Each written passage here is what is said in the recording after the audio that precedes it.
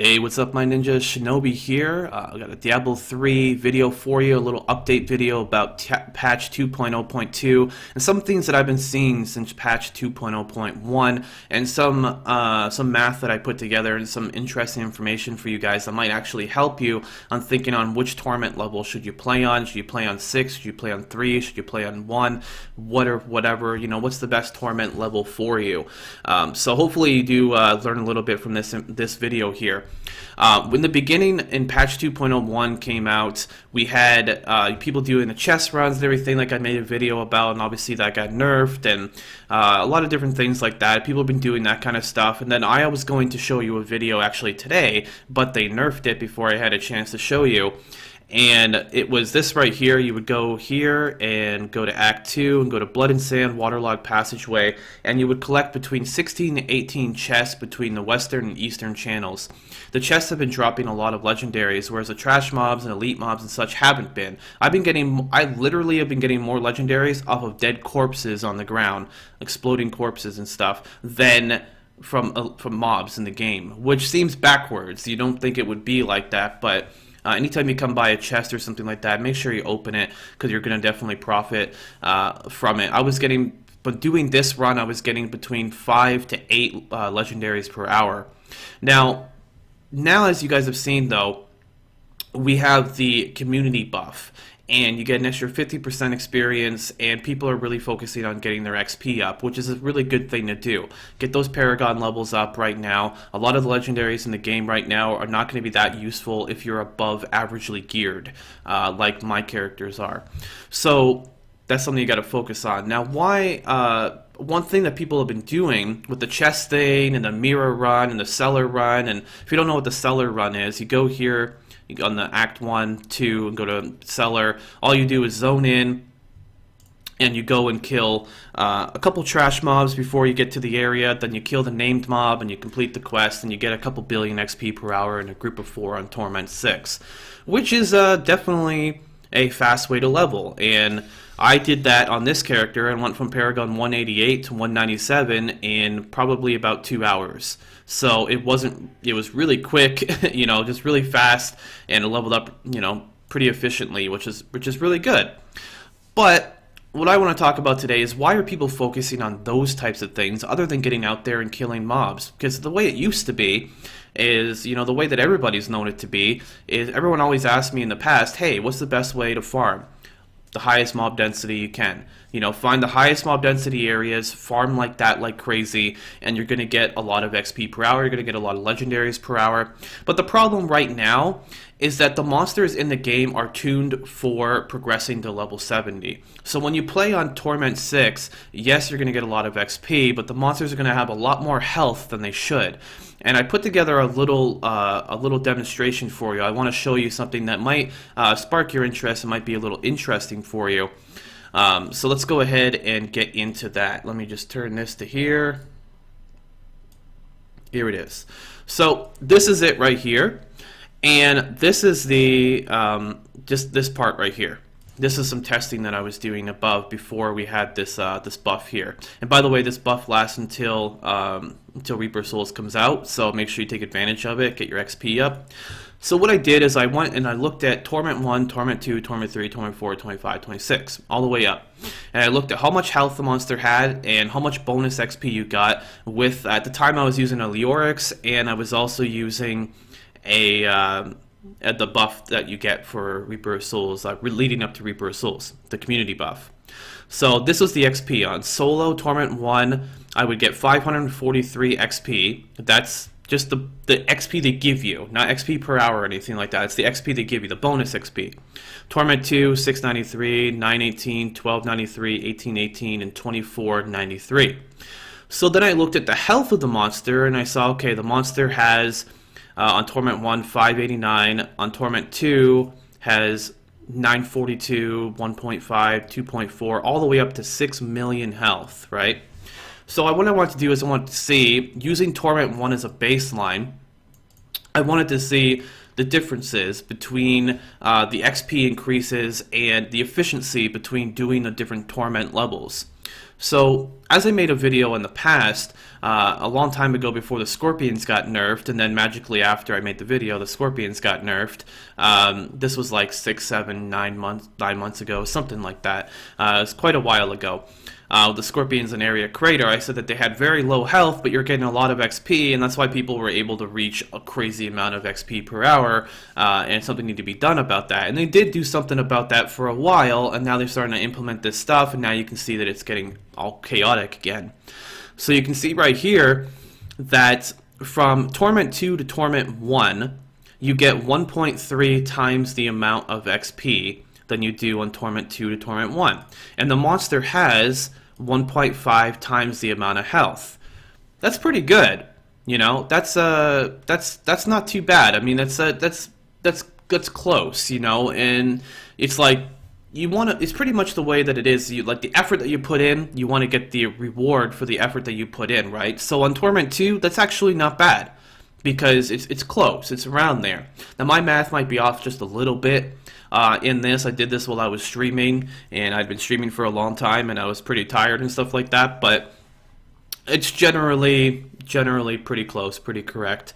And then you see on Torment 3, the monsters have 1.6 times the amount of health than they do on Torment 1. I mean, you get 1.6 times the amount of XP, but the monsters have 3 times the amount of health. So pretty much if you're going to go kill a monster to try and get XP from it, it would take you 3 times longer to barely get not that much reward from this right here. You know, it's like a small increase. It's 0.3 increase that you're going to be getting for taking twice the amount of time. Does that sound like something you want to do? No, doesn't sound like something I want to do.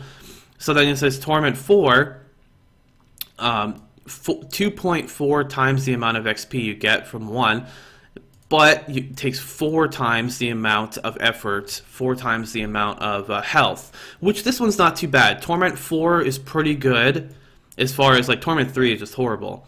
Torment 4 is pretty good, and Torment 2 is pretty good, and Torment 1 is pretty good. As far as like the health and how quickly things go down and everything like that. Torment 5 is where it starts to get bad again. So the monster, you get 3.3 times the amount of XP, but the monster has 6.4 times the amount of health. So it's almost that 2-to-1 ratio again, which 2 times the amount of work for, you know, it's like you're doing a bunch of work and getting half the amount of reward, which is interesting.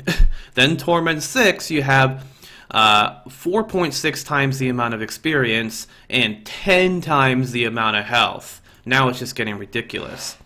So that's why a lot of people have been doing these seller runs and these mirror runs to get these XPs, because they don't have to deal with a lot of monsters. To get a lot of their XP from the quests themselves, they maybe kill, like, it takes them like 1 minute to do the run. That's why another reason why people do the Coda run too, the Crypt of the Ancients run.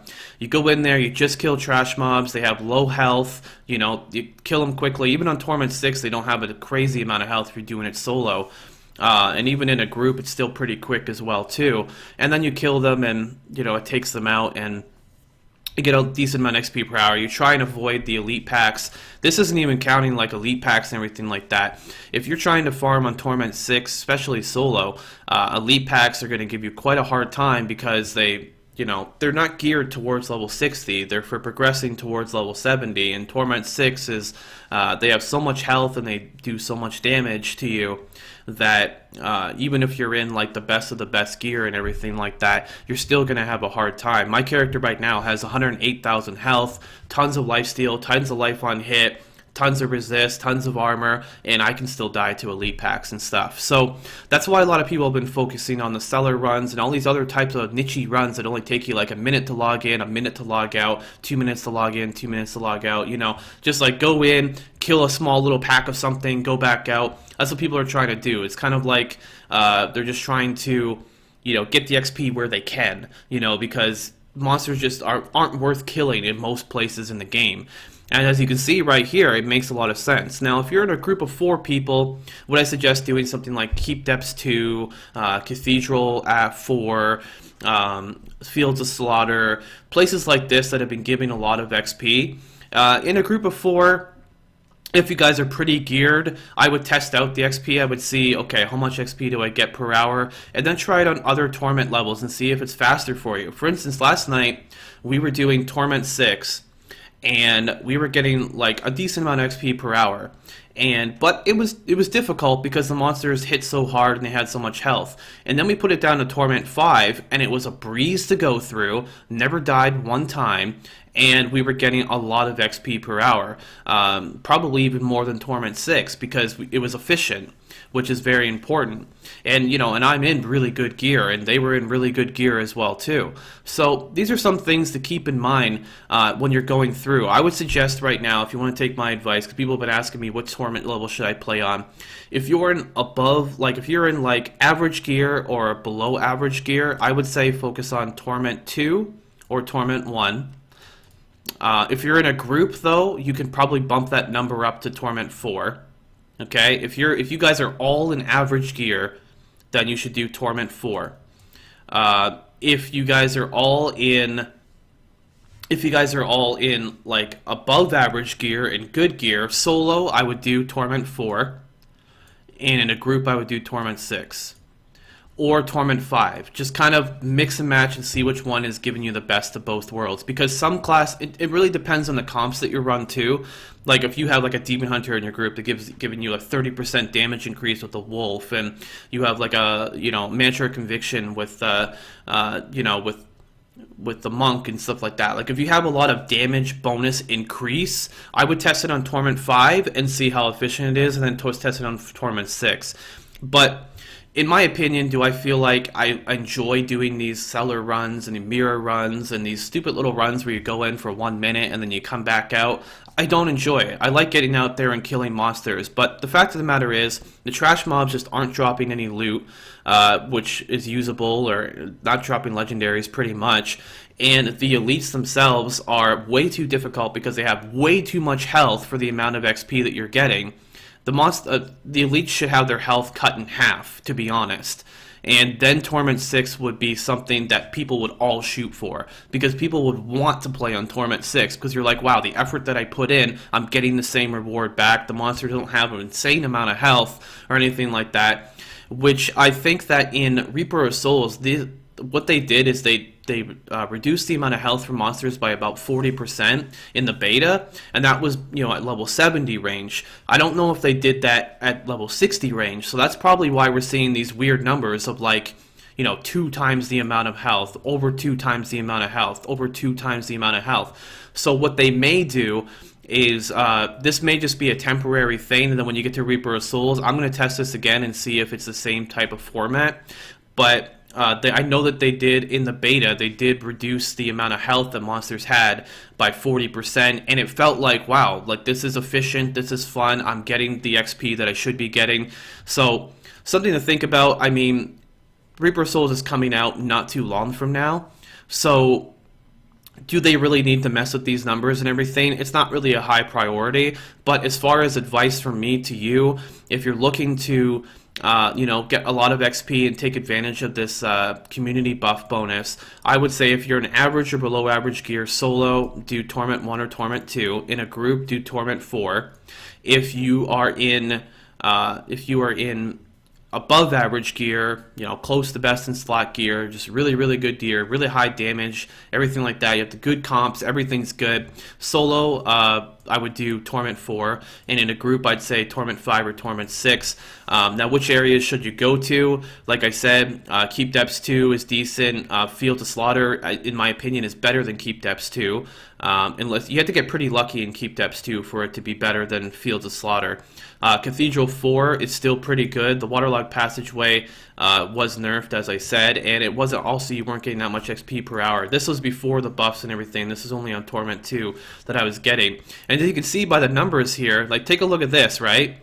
What did we see down here, right? What did we see? Torment 1, 2, 3, 4, 5, 6. Now look at this. Torment 1 was 345. Torment 2 was 420. Torment 3 went back down to shitty again. And then Torment 4 went back up good again. And look at that. Like I said, focus on Torment 2 for Torment 4. Like, the numbers don't lie.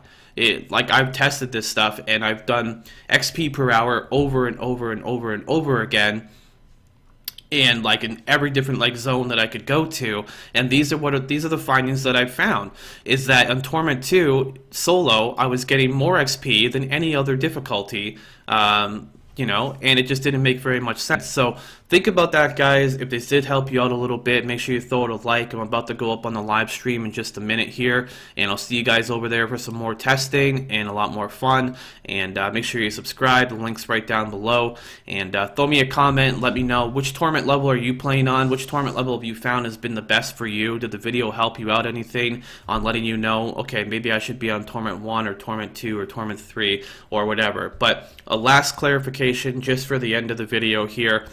If you are in average or below average gear, I'd say solo, do Torment 2. In a group, do Torment 4. If you're if you have good gear by yourself, solo, I would do Torment 4. And if you're in or Torment 2, it really depends on the area that you go to, because it's, you know, it really depends on the types. If there's a lot of really difficult elites in there and stuff like that, maybe just stick to Torment 2 because you're going to get a decent amount of XP and stuff. But if you're in a group and you have good damage buffs and everything like that, then Torment 6 would be the way to go, or Torment 5. Just test it out and see, you know. But I'm hoping that they're going to see this video, or that they're going to listen to the community and go, hey, you know, these numbers are a little too ridiculous. There's no way that you should do 4.6 times the amount of work, and you know, I mean, there's no way you should do 10 times the amount of work and only get 4.6 times the amount of reward. It just doesn't make sense. Even when you get the strength and numbers buff and stuff like that, like, it's going to help out a bit, but it's not going to be anywhere close to this right here. So if you're doing it solo, these numbers are going to affect you a lot. If you're doing it with a group, they're not going to affect you as much because of the strength and numbers buff. So keep that in mind, guys. Thanks for checking out the video, and tomorrow I have a video showing you off my monk. I got a stun monk build that I want to show you guys, so tune in for that, and I'll see you guys over at the live stream. Thanks for watching. My name's Shinobi.